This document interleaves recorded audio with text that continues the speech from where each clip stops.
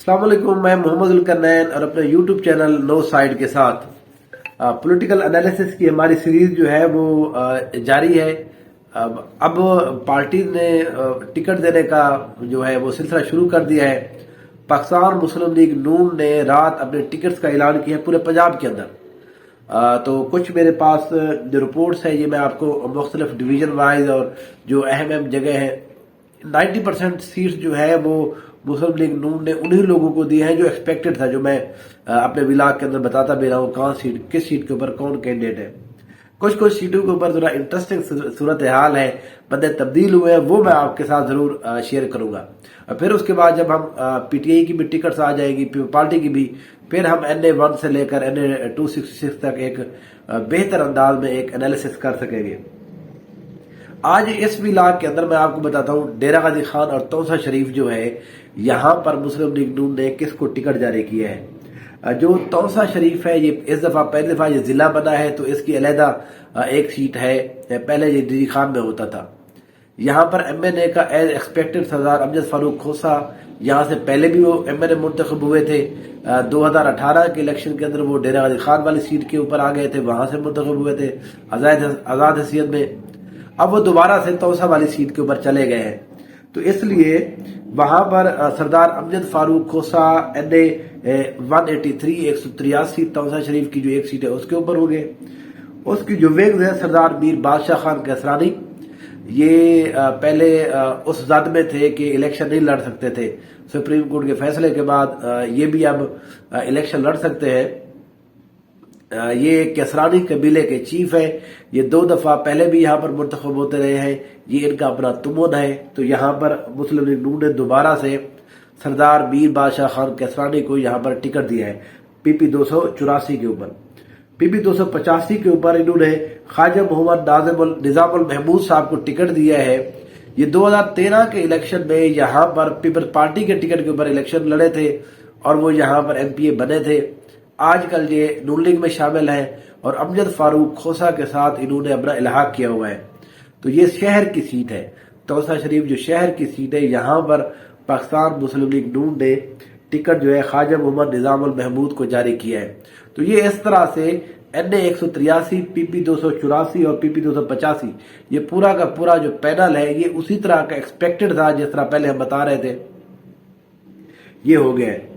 اگر ہم ڈیرہ غازی خان کی بات کریں، یہاں پر ڈیرہ غازی خان کے اندر 3 MNA کی سیٹس ہیں۔ جو پہلی سیٹ ہے NA184، یہاں پر پہلی دفعہ انہوں نے سردار امجد فاروق کھوسا کے جو بیٹے ہیں، سابقہ ضلع ناظم سردار عبدالقادر خان کھوسا، اس کو اس سیٹ کے اوپر MNA کا انہوں نے ٹکٹ جاری کیا ہے۔ اس سیٹ کے اوپر امجد فاروق کھوسا پچھلی دفعہ خود منتخب ہوئے تھے۔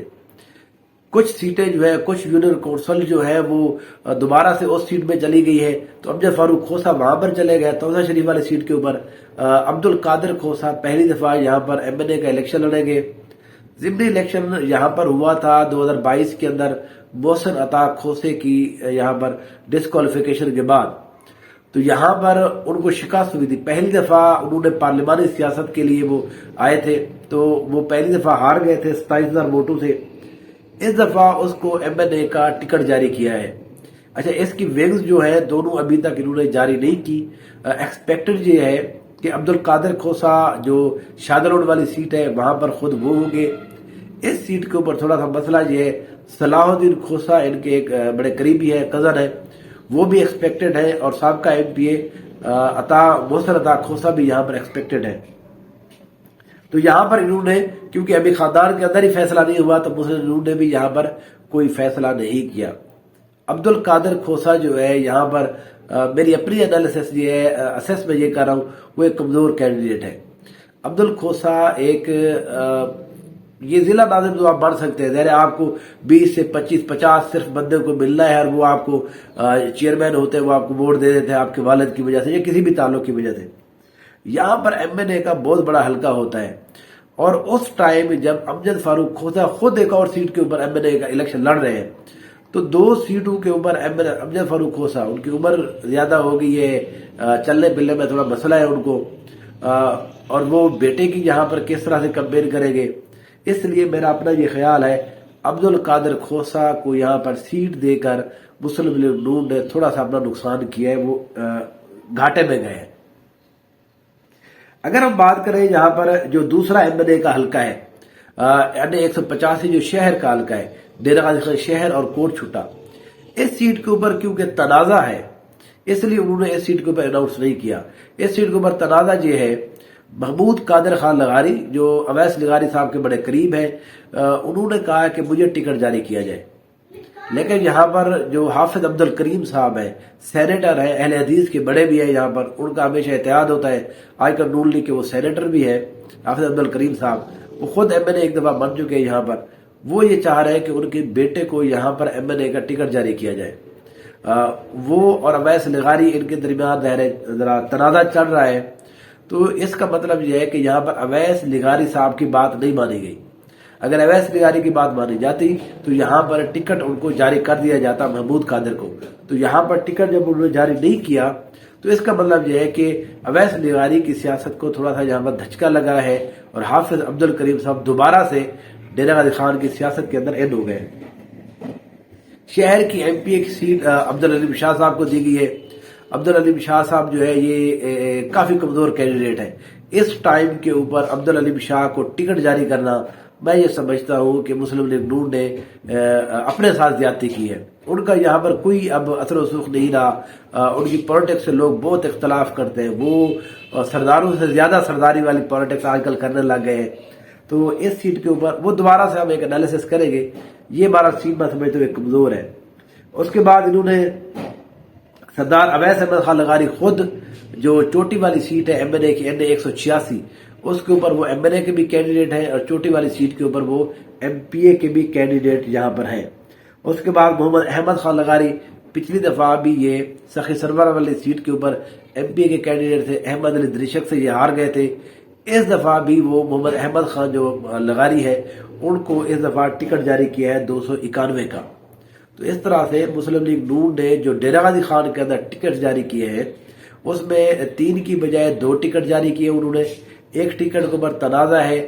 محمود قادر نے تو یہ کہہ دیا ہے ہر جگہ کے اوپر جی اگر مجھے ٹکٹ نہیں بھی ملتا تو میں آزاد حیثیت میں الیکشن لڑوں گا، اور کچھ کا تو یہ خیال ہے ان کے قریبی کا، انہوں نے نون لیگ کو بھی کہہ دیا ہے کہ آپ ٹکٹ اپنے پاس رکھیں اور وہ آزاد حیثیت میں الیکشن لڑیں گے۔ تو اس لیے اگر وہ آزاد حیثیت میں الیکشن لڑتے ہیں یہاں پر لغاری خاندان کا بہت بڑا نقصان ہوگا، لغاری خاندان تقسیم ہو جائے گا۔ اویس لغاری کے لیے پرابلم یہ ہو جائے گا شہر کے اندر وہ کس کی کمپیئر کریں، نون لیگ کی کمپیئر کریں یا اپنے قریبی ساتھی کی کمپیئر کریں۔ اگر وہ یہاں پر کمپیئر نہیں کرتے تو اس کا مطلب یہ ہے کہ آپ ایک ڈی جی خان شہر کوٹ چھٹا یہ اتنا بڑا حلقہ ہے تو آپ لغاری اثر و رسوخ سے یہ سارا بہر چلا جائے گا۔ تو یہ جو لوکل پالیٹکس ہے اس کے لیے ضروری ہوتا ہے کہ آپ نے یہاں پر موجود رہنا ہے۔ تو اس طرح سے بہرحال اگر ہم اس کے ساتھ ہی جو راجن پور ہے وہاں پر ایکسپیکٹڈ تھا ان کے بیٹے اویس لغاری کے بیٹے عمار خان لغاری کو ٹکٹ جاری کیا ہے جامپر والی سیٹ کے اوپر، پھر انہوں نے ٹکٹ جاری کیا ہے یہاں پر محمود خان مزاری کو جو پی ٹی آئی کے پچھلی دفعہ تھے، مزاری صاحب رجحان سے وہ ڈیفیکٹ کر کے چلے گئے، اب نون لیگ کے اندر ان کو وہاں پر ٹکٹ جاری کیا گیا ہے۔ اور حفیظ الرحمان دریشک جو ہے یہ جو راجن پور شہر ہے یہاں پر نصر اللہ خان دریشک کے خلاف پہلے بھی وہی ہوتے تھے، اب بھی انہیں کو دوبارہ ٹکٹ جاری کیا گیا ہے۔ دوست محمد مزاری کو بھی ٹکٹ انہوں نے جاری کیا ہے، پچھلی دفعہ وہ ڈپٹی اسپیکر تھے، اس دفعہ نون لیگ میں چلے گئے ہیں، تو وہ جو رجحان والی آخری سیٹ ہے پی پی 297 وہاں سے دوست محمد مزاری جو ہے وہ اس دفعہ ایم پی اے کا الیکشن لڑیں گے۔ تو اس طرح سے ڈی جی خان کے اندر جو ہے وہ ایکسپیکٹڈ تھا 90%، ایک سیٹ کے اوپر جو ہے وہ تنازع ہے، اب بھی جاری ہے اور یہ تنازع تھوڑا زیادہ گمبھیر اور اس کا اثر بھی ہوگا۔ جو چوٹی والی سیٹ ہے اس کے اوپر اس کا اثر ضرور ہوگا۔ دیکھتے ہیں اویس لغاری صاحب اپنے گروپ کو ٹکٹ دلانے میں کامیاب رہتے ہیں یا اس دفعہ حافظ عبد الکریم جن کے 7 سمندروں پار جو ہیں وہ ان کے تعلقات ہیں اور وہ انہی تعلقات کو ہمیشہ استعمال کرتے ہیں، اور یہاں پر جو بڑے بڑے لوگ ہیں وہ سمندروں کی جو ہے نا وہ سریکی میں کہتے ہیں 60 برداشت نہیں کر سکتے۔ تو اس لیے ایکسپیکٹڈ یہ ہے کہ یہاں پر حافظ عبد الکریم کے گروپ کے بندے کو ہی ٹکٹ جاری کیا جائے گا، اسامہ عبد الکریم کو یہاں پر ٹکٹ جاری کیا جا سکتا ہے ایم این اے کا۔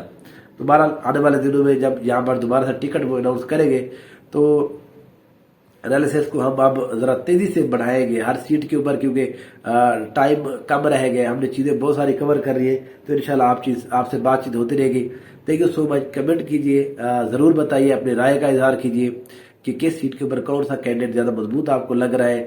ہمارے انالیسس میں اگر کوئی ایشو ہے وہ بھی پلیز بتائیے۔